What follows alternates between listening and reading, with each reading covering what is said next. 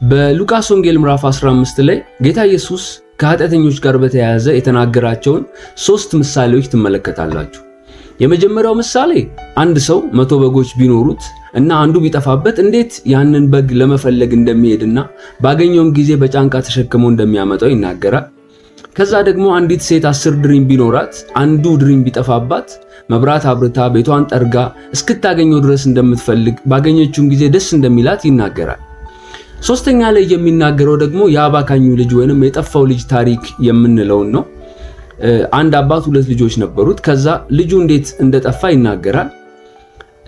ሶስተኛው ታሪክ ግን ትንሽ ለየት ይላል።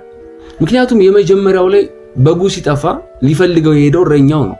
ሁለተኛው ላይ 10 ድሪም የነበራት አንዱ ድሪም ሲጠፋባት ልትፈልገው የሄደችው እሷ ነች። በሶስተኛው ላይ ግን ልጁ የጠፋበት አባት ልጁን ሊፈልገው አልሄደም። ራሱ ነው ወደ ልቡ ተመለሰ ይላል መጽሐፍ ቅዱስ ሲነግረን። ከዛ ወደ አባቴ ቤት እሄዳለሁ፣ በአባቴ ቤት ብዙ ባለሟሎች የሚበሉትና የሚተርፋቸው አላቸው፣ ስለዚህ እኔም ወደ አባቴ ቤት እመለሳለሁ ብሎ የተመለሰው ራሱ ነው። ለምንድነው አባትየው ሊፈልገው ያልሄደው እንደነኛ 2 ምሳሌዎች? ምክንያቱም እዛው ምሳሌው ላይ ተጽፎ ታገኙታላችሁ። አባቴ ሆይ ከገንዘብ የሚደርሰኝን ድርሻ ስጠኝ ብሎ ነው የሄደው። ይሄ ማለት በእስራኤላውያን ባህል እንደገና እግዚአብሔርን በሰጣቸው ሕግ መሰረት አንድ ሰው ከአባቱ ድርሻ የሚወስደው አባትየው በሞተ ጊዜ ብቻ ነው። ዘኍልቍ ምዕራፍ 27 ላይ መጽሐፍ ቅዱስ ሲናገር ሰው ቢሞት ከዛ ልጅ ቢኖረው ለልጅ ያወርሳል፣ ልጅ ባይኖረው እያለ ተከታይ የሚወርሱትን ሰዎች ይዘረዝራል። ቢሞት ብቻ ነው ሰው ለልጆቹ ያለውን የሚያወርሰው። ይሄ ልጅ ከገንዘብ የሚደርሰኝን ስጠኝ ሲል አንድ ነገር እየተናገረ ነው። ከአንተ ጋር መኖር አልፈልግም፣ አንተ የሞትክ ያክል ከኔ ጋር እንድትለይ እፈልጋለሁ እያለ መልእክት እየነገረው ነው ለአባቱ። ስለዚህ አባቱ አልፈልግህም ብሎት ስለሆነ የሄደው ተከታትሎ ሊፈልገው አልሄደም። አንዳንድ ሰዎች የዘላለም ሕይወት ዋስትና እኛ ጌታ ኢየሱስን አንፈልግም ብለን ብንሄድም ከኋላችን መጥቶ ይዞ ይመልሰናል ብለው ይናገራሉ። ነገር ግን እዚህ ጋር ያንን አትመለከቱም። ይሄ የጠፋ ልጅ ራሱ በልቡ አስቦ በደረሰበት መከራ ሄደበት ምድር ረሃብ ተነሳ። የነበረውን ገንዘብ ደግሞ አባክኖ ጨርሶ ነበር። ከእሪያዎች ጋር ሊበላና ሊጠግብ ይመኝ ነበር ይላል መጽሐፍ ቅዱስ። ማንም ግን አልሰጠውም።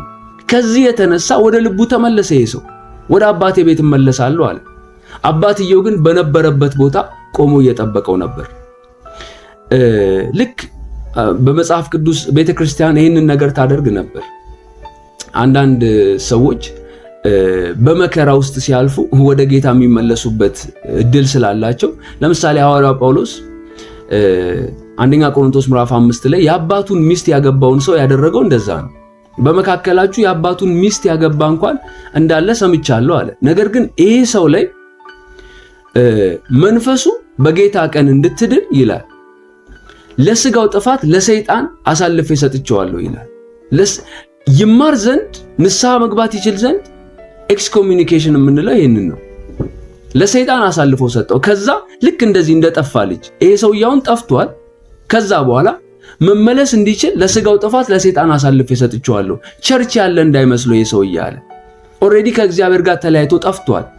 ስለዚህ ለሰይጣን አሳልፌ ሲሰጠው መንፈሱ በጌታ ቀን ትድናለች። እንዴት ነው የምትድነው? ለሰይጣን አሳልፌ ሲሰጠው ልክ ልጁ መከራ በደረሰበት ጊዜ ተመልሶ ንስሐ እንደገባ ወደ አባቱ እንደመጣ እንደዛ ይመጣል ብሎ ለሰይጣን አሳልፎ ሰጠው። ይህንን ለሌላ እንደዚህ ያደረገባቸው ሰዎች ነበሩ። አንደኛ ጢሞቴዎስ ምዕራፍ 1 የመጨረሻው ቁጥር ላይ ሄሜኔዎስና እስክንድሮስን ምን ይላቸዋል መጽሐፍ ቅዱስ ሲናገር? ይማሩ ዘንድ ለሰይጣን አሳልፌ የሰጠዋቸው ነው።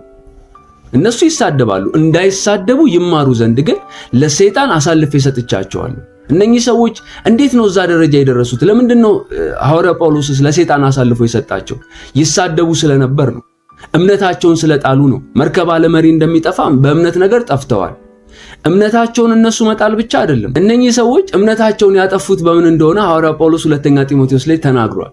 የሌሎችንም እምነት ይገለብጣሉ፣ ትንሣኤ ከአሁን በፊት ሆኗል እያሉ። የዚህ ትምህርት ውጤት ምን ነበር አለ ሐዋርያው ጳውሎስ ሲናገር፣ ነገር ግን ጌታ ለእርሱ የሆኑትን ያውቃል፣ የጌታ የኢየሱስ ክርስቶስን ስም የሚጠራ ከአመፅ ይራቅ የሚለው የተደላደለ መሰረት ማህተም ያለበት መሰረት ቆሟል ይላል። ስለዚህ ይሄ ትምህርት ምን ወለደ? ሰዎች በአመፃ በኃጢአት እንዲኖሩ አደረጋቸው። ስለዚህ እንዳትረሱ ጌታ ለእርሱ የሆኑትን ያውቃል፣ የእርሱ የሆኑት ከአመፅ ይርቃሉ ብሎ አስተማራቸው። ነገር ግን እነኚህ ሄሜኔዎስና እስክንድሮስ ምን ነበሩ? መጀመሪያ በእምነት የነበሩ ከዛ እምነታቸውን ያጠፉ የገለበጡ ናቸው። ስለዚህ ይህንንም እምነታቸውን እንዲገለብጡ የሚያስተምሯቸውን ሰዎች የህይወታቸው ፍሬ ሲመለከት ሐዋርያው ጳውሎስ በአመፃ በኃጢአት ውስጥ ነው ሲኖሩ ሲመላለሱ የተገኙት ማለት ነው። ስለዚህ ይሄም የጠፋ ልጅ ለጋለሞቶች ነው ገንዘቡን በተነ የሚለው። ነገር ግን ከዛ በኋላ በደረሰበት ውድቀት ልክ ሐዋርያው ጳውሎስ ለሰይጣን አሳልፎ ሲሰጣቸው ኤክስኮሙኒኬት ሲደረጉ ከቸርች ተምረው ንስሐ እንዲገቡ ነው ሐሳቡ። ይሄ ልጅ በደረሰበት መከራ ንስሐ ገባ። አባቱ ግን እንደነበረ በስፍራው ተቀበለው። የእግዚአብሔር ስም የተባረከ ይሁን። ዕብራውያን ምዕራፍ 6 ላይ አንድ ጊዜ ብርሃን የበራላቸውን ሰማያዊ ስጦታ ተካፋዮች ሆነው የነበሩትን ከመንፈስ ቅዱስ ተካፋዮች ሆነው የነበሩትን በኋላም የካዱትን እነሱን ለንስሐ ማደስ የማይቻል ነው ሲል ለራሳቸው ሲንግ ዛት ይላል። ለራሳቸው የእግዚአብሔርን ልጅ ይሰቅሉታል፣ ያዋርዱትማል።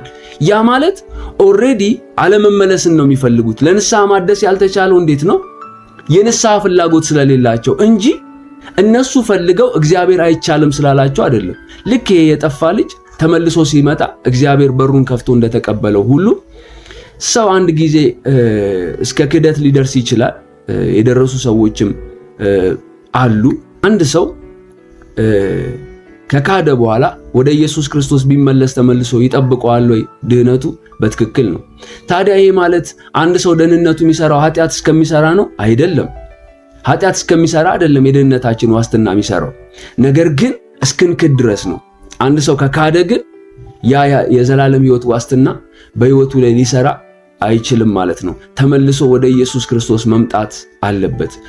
ልክ ሐዋርያው ጳውሎስ አንደኛ ቆሮንቶስ ምዕራፍ 5 ላይ ያለው ሰው በተመለሰና በተጸጸተ ጊዜ ሁለተኛ ቆሮንቶስ ምዕራፍ 2 ላይ ሲነግረን እንደዚህ ያለውን ሰው ተመልሳችሁ ልታጽናኑት ይገባችኋል ብሎ ይነግራቸዋል። ከኤክስኮሙኒኬሽን እንደገና ወደ ህብረት ወደ ክርስቶስ አካልነት እንደተመለሰ እንመለከታለን። ኤክስኮሙኒኬት የተደረገውም ከክርስቶስ አካልነት ነው። ስለዚህ ያ ሰውዬ በዛን ጊዜ ተጸጸተ፣ ንስሐ ገባ፣ እንደገና ወደ ክርስቶስ አካል ተመለሰ ማለት ነው። የመጽሐፍ ቅዱስ አስተምህሮ እንዲህ ነው። ተባረኩ።